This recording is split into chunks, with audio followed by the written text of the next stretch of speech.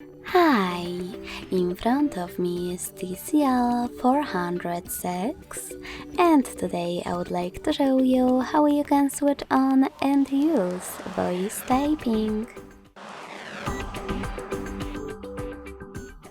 First of all, go into Devices keyboard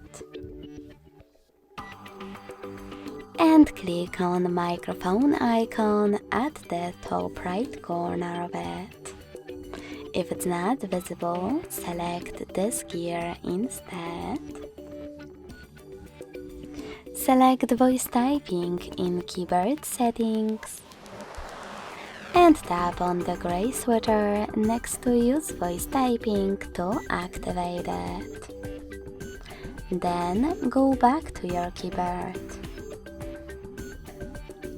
Finally, you can click on Now Visible Microphone.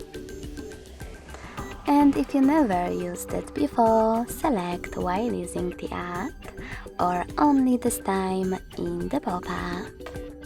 Then, after seeing Speak Now command, start typing. As you can see, voice typing is on. If you wish to stop, click on the same microphone. And to start again, click on it one more time.